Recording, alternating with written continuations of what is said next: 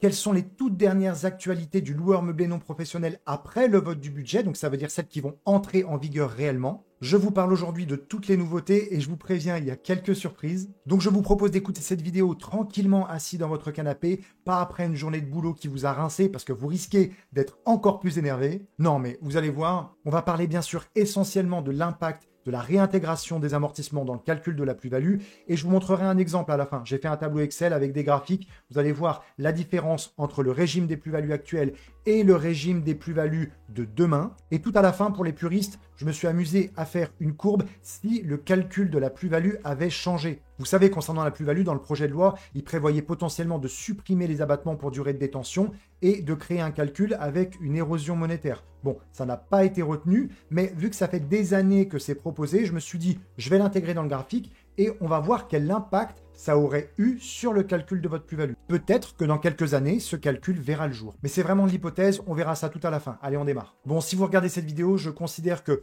vous connaissez le loueur meublé non professionnel, vous savez ce que c'est que le régime réel et vous comprenez un peu la notion d'amortissement. Sinon, clairement, vous n'avez rien à faire là. Bon, première question qui revient beaucoup, je vous apporte la réponse tout de suite. Quand va démarrer ce nouveau calcul de la plus-value avec réintégration des amortissements? Eh bien, je vous mets la phrase à l'écran, celle qui est inscrite dans le projet de loi de finances. Le 1 s'applique aux sessions réalisées à compter du lendemain de la promulgation de la présente loi. Donc là, dans quelques jours, la loi va être promulguée. C'est bon, ça démarre tout de suite. Il n'y a aucune sommation. Pour rappel, on fait très simple. Vous avez acheté un bien 100 000 euros, vous le revendez 150 000 euros et vous avez amorti sur vos loyers 20 000 euros, eh bien, la valeur d'achat prise en compte pour la taxe sur la plus-value sera de 100 000 euros, votre valeur d'achat, moins 20 000 euros que vous avez effectivement amorti et déduit. Donc, valeur d'achat, 80 000 euros. Les amortissements venant en minoration de votre prix d'achat sont bien ceux que vous avez déduits de vos loyers, pas ceux qui sont reportés et qui seront réutilisés après, d'accord? Et on parle uniquement des amortissements qui sont liés à votre valeur immobilière,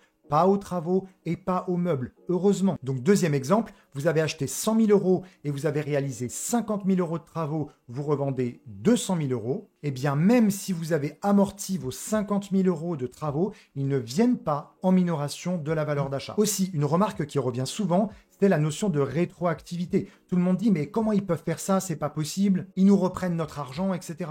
Alors, je sais que c'est très dur et ça passe vraiment comme un coup de poignard dans le dos, cette histoire. Mais aux yeux du droit, ce n'est pas de la rétroactivité. La rétroactivité, c'est si on vous demandait de rendre de l'argent que vous aviez effectivement gagné avec un certain régime. C'est-à-dire si l'État vous demandait purement et simplement de rendre ce que vous avez gagné par rapport à votre amortissement. Sauf que c'est pas vraiment ce qui se passe. Là, ils vous disent, les gars, les filles, vous n'êtes pas obligés de revendre dans l'absolu. Vous pouvez conserver votre bien, vous avez des abattements pour durée de détention. Donc on n'est pas en train de vous enlever un avantage fiscal dont vous avez bénéficié. On est juste en train de vous dire l'avantage fiscal dont vous avez bénéficié en termes de taxes sur les loyers, donc sur les BIC, eh bien, on va les considérer dans une autre taxe qui s'appelle la taxe sur la plus-value. C'est pas la même chose. Je sais, c'est difficile, mais en droit, c'est pas de la rétroactivité. Aussi, je vous disais dans ma dernière vidéo que certains types de LMNP sont exonérés, c'est-à-dire qu'ils ne vont pas avoir la réintégration des amortissements dans le calcul de la plus-value. Et la dernière fois, je vous disais, ça va être toutes les résidences de service. C'est ce qui était marqué dans le projet de loi de finances. Donc les résidences étudiantes, EHPAD, seniors, les résidences de tourisme d'affaires ou de tourisme tout court, mer, montagne, ne sont pas concernés par cet article. Eh bien, ça a encore changé. Ne seront pas considérées les résidences étudiantes, EHPAD et seniors, mais les résidences de tourisme, donc para-hôtelières, type appart-hôtel, adagio ou les résidences de vacances, comme les Center Park, Pierre et Vacances, etc., seront bien concernées par ce projet. Pourquoi ce revirement de dernière minute? Très sincèrement, je ne rentre pas dans le détail, mais pour moi, c'est incompréhensible. Autre notion très importante. Quand on parle de taxe sur la plus-value, le fait générateur de la taxe sur la plus-value, c'est-à-dire ce qui va déclencher le fait que vous soyez taxé à la plus-value, c'est ce qu'on appelle une cession à titre onéreux. Donc vous vendez votre bien en échange d'une contrepartie financière. Ce qui n'est pas le cas quand c'est une cession à titre gratuit. En quelque sorte, si vous faisiez une donation. Quand vous faites une donation, vous sortez totalement du régime de taxation sur les plus-values, c'est autre chose. Et dans ce cas-là, la question de la réintégration des amortissements ne se pose même pas. Donc pour ceux qui ont des enfants, il y a là une stratégie à étudier. Une autre question qui revient souvent, c'est le fait de passer en location nue. Certains m'ont demandé, mais si je passe du loueur meublé non professionnel à la location nue en revenu foncier, dans ce cas-là, potentiellement, je fais sauter la réintégration des amortissements dans le calcul de la plus-value. Bon, eh bien ça, C'est compliqué, vous comprenez? Ce qui est sûr, c'est que le gros du boulot qui arrive, c'est pour nos amis notaires et pour nos amis experts comptables. Mais je pense surtout aux notaires dans cette situation. Ça va être compliqué de récupérer tous les antécédents de l'investisseur sur cet appartement et de tout recalculer. Il va y avoir un gros travail à effectuer entre les notaires et les experts comptables. On verra comment ça se passe. Une dernière question maintenant qui pourrait avoir un impact extrêmement lourd pour tous les loueurs meublés non professionnels. Je vous le dis, je n'ai pas encore la réponse définitive. Et pour ça, s'il y a des personnes qui écoutent, qui connaissent des avocats fiscalistes et qui potentiellement pourraient avoir un avis sur la question, ce serait super intéressant de le mettre en commentaire. Je parle bien sûr de toutes les personnes qui sont au régime micro-BIC. Donc les personnes qui ne sont pas au régime réel, qui n'amortissent pas, mais qui utilisent l'abattement de 50% quand il s'agit de location longue durée, ou bien de 30% maintenant s'il s'agit de location courte durée. De base, on pourrait dire, qu'est-ce qu'il y a? En fait, si je suis au micro-BIC, par définition, je n'amortis pas, donc je ne serai pas concerné par la réintégration des amortissements dans le calcul de la plus-value. Eh peut-être que si. Et ceci pour deux raisons. L'abattement forfaitaire de 50% ou de 30% est là pour refléter un ensemble de charges. Donc, c'est un forfait à quelque part de charges, dont la taxe foncière, etc. Puisque Bercy sait très bien que vous avez des charges sur votre immobilier. Et il est également intégré dans ce forfait la notion d'amortissement. Je ne rentre pas dans le détail, mais on parle de notion d'amortissement linéaire. En quelque sorte, Bercy dit, vous ne vous prenez pas la tête, dans votre régime micro-BIC, dans votre forfait, on va considérer une partie d'amortissement. Et d'ailleurs, lorsque vous achetez un appartement en LMNP et que l'expert comptable va normalement l'amortir sur 30 ans si vous décidez de partir au régime réel. Imaginons que vous démarrez 10 ans d'investissement au régime micro-BIC et qu'au bout de la 11e année, vous dites ça y est, j'ai envie de passer au régime réel et d'amortir mon bien. Que va faire l'expert comptable? Il ne va pas amortir sur 30 ans votre bien, puisque ça fait déjà 10 ans que vous le possédez au régime micro-BIC. Donc il va considérer que ces 10 années ont été des années d'amortissement à quelque part. Donc il va amortir sur une durée moins longue. Ça veut bien dire que l'amortissement concerne aussi le régime forfaitaire. Donc il est probable que toutes les personnes qui sont au régime micro-BIC soient aussi concernées par cette nouvelle taxe sur la plus-value. Je n'espère pas, mais celui ou celle qui a des informations sourcées, surtout mettez-les en commentaire. Bon, c'est tout pour les news et je vous propose de passer tout de suite à l'exemple chiffré. Alors nous voilà sur le simulateur de taxe sur la plus-value immobilière. Je vais prendre un exemple simple et un seul exemple, comme ça on le retiendra, et vous allez voir 4 courbes. Ces 4 courbes, vous représentez la plus-value classique, donc la plus-value calculée jusqu'à ce jour, sans réintégration des amortissements. Cette courbe va s'afficher en bleu. Puis en orange, vous allez voir le nouveau calcul avec la réintégration des amortissements dans le calcul de la plus-value. Et en gris et en jaune, vous allez voir respectivement s'il y avait eu une modification du régime de taxation sur la plus-value comme c'était prévu avec un calcul de l'érosion monétaire. Donc en gris, la courbe classique érosion, c'est s'il y avait nouveau calcul de la plus-value avec érosion monétaire, mais sans réintégration des amortissements. Et en jaune, c'est s'il y avait eu nouveau calcul avec érosion monétaire, mais avec en plus réintégration des amortissements. Je rentre les données et vous allez voir, c'est hyper flagrant. Donc je vous le disais, on fait simple. Prix d'achat, 100 000 €. Montant des frais, alors là, soit un forfait, soit un montant exact, soit des frais de notaire offerts. Alors je vais marquer un montant et je vais considérer qu'il y a eu environ 7,8% de frais d'acquisition. Donc la valeur totale d'achat réel, c'est bien 107 800 €. Et le prix de revente, on va mettre, disons, 180 000 €. Donc 180 000 € moins 107 800 €, si je ne m'abuse, ça fait 72 200 € de plus-value brute taxable. Ok ? Mais à cela, il va quand même falloir rajouter des travaux. Si vous avez effectué des travaux et que vous ne les avez pas déduits, attention, que vous ne les avez pas déduits, dans ce cas-là, on va pouvoir appliquer un forfait de 15% si vous êtes propriétaire depuis au moins 5 ans. Donc en fait, on répond à des questions aujourd'hui. Détenez-vous le bien depuis au moins 5 ans. Pour faire simple, j'ai mis oui. Avez-vous effectué des travaux? Oui. Avez-vous déduit ou amorti ces travaux? Oui. Donc c'est-à-dire que si vous avez fait 20 000 € de travaux mais que vous les avez déjà amortis, vous ne pouvez pas opter pour ce forfait à 15%. En revanche, si je mets non, automatiquement, puisque le prix d'achat c'est 100 000, le total pris en compte des travaux c'est 15 000 €, d'accord?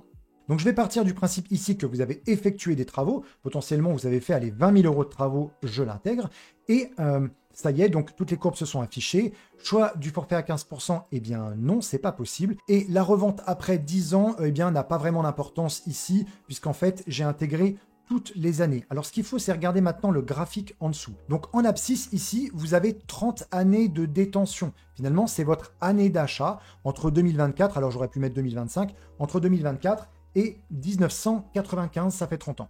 Et en ordonnée, vous avez tout simplement le montant de la taxe sur la plus-value.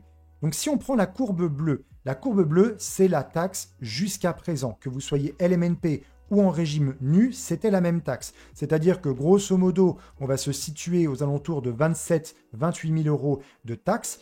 Et les 5 premières années, c'est la même chose, parce que je le rappelle, mais les 5 premières années de détention d'un bien, vous n'avez pas d'abattement pour durée de détention. C'est à partir de la 6e année. C'est pour ça qu'on a une courbe stable ici, et qu'ensuite, elle va descendre. Elle descend puisque plus vous gardez votre bien, et moins vous serez taxé sur la plus-value. Et lorsque vous arrivez ici à 30 ans de détention, vous voyez 1995, avec une revente 2024 ou 2025, eh bien vous êtes à tout simplement 0 € de taxe. Vous n'êtes plus assujetti à la taxe sur la plus-value, ni à la CSG. Donc ça, c'est la courbe bleue. Maintenant, si cet appartement, vous le revendez, eh bien à partir de maintenant, et vous avez fait du loueur meublé non professionnel. Voilà ce qui se passe, c'est la courbe orange. Donc la différence entre la courbe orange et la courbe bleue, vous la voyez. Donc vous avez une taxation qui est largement supérieure. Et si vous vous posez la question, mais pourquoi la courbe orange, elle évolue les 5 premières années, alors que c'est le même régime de taxation, il n'y a pas d'abattement pendant 5 ans, donc ça devrait être la même chose. Eh bien elle évolue quand même, parce que vous n'avez pas d'abattement, mais en revanche, vu que vous amortissez tous les ans, et que dès la première année, on réintègre votre amortissement en minoration de votre valeur d'achat, eh bien forcément, votre taxe augmente grandement les 5 premières années. Et ensuite, de toute façon, elle reste plus élevée, elle va descendre parce que eh bien, l'abattement fait que vous avez moins de taxes avec le temps qui passe, mais dans tous les cas, on est toujours largement supérieur à la courbe bleue. Comprenez que ça ne peut jamais rattraper la courbe bleue. À partir de maintenant, la taxe sera plus élevée. Point. Donc ça, c'est le calcul de demain. Et vous voyez, en gris tout en dessous, c'est si le régime de plus-value avait été modifié, s'il n'y avait plus d'abattement pour durée de détention, mais un calcul avec l'érosion monétaire. Il faut comprendre que ce calcul avec l'érosion monétaire, il impliquait aussi une taxe sur la plus-value qui était beaucoup plus basse. Elle était de l'ordre de 15% au lieu des 36% initiaux, donc les 36% actuellement. Donc ça veut dire que, en fait, on était dans tous les cas, très très peu taxé sur la plus-value. Le but de cette loi qui a été proposée, c'était justement pour fluidifier le marché immobilier en disant, écoutez, on va beaucoup moins taxer les particuliers, ce qui fait qu'ils vont éviter la rétention de biens, ils vont éviter de garder leurs biens 20 ou 30 ans, ils vont les revendre rapidement et ça mettra des biens sur le marché. Moi, je trouve que l'idée est très bonne, mais clairement, le gouvernement a dit, non, mais ça nous coûte beaucoup trop cher. Et ensuite, en jaune, eh bien, vous avez ce même calcul, mais avec la réintégration des amortissements. Eh bien, en fait, là, on voit que dans tous les cas, c'est plus intéressant que le régime actuel jusqu'à un certain point. Vous voyez, la courbe jaune va croiser la courbe bleue avec un achat en 2009, donc revente en 2025, ça veut dire 15 ans de détention. Et avec la réintégration des amortissements sur le calcul de la plus-value, eh bien, 2003, donc ça veut dire grosso modo 20 ans de détention. En clair, s'il y avait eu ce nouveau calcul et sans réintégration des amortissements pour la plus-value, eh bien tout le monde était super avantagé. Vous voyez que la courbe grise croise la courbe bleue en 1997, c'est-à-dire quasiment 30 ans de détention.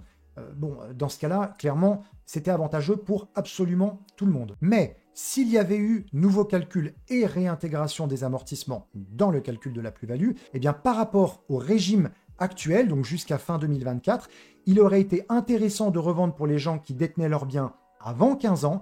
Par contre, ça aurait été beaucoup plus problématique. Les personnes qui étaient propriétaires de leurs biens depuis plus de 15 ans auraient été largement plus taxées.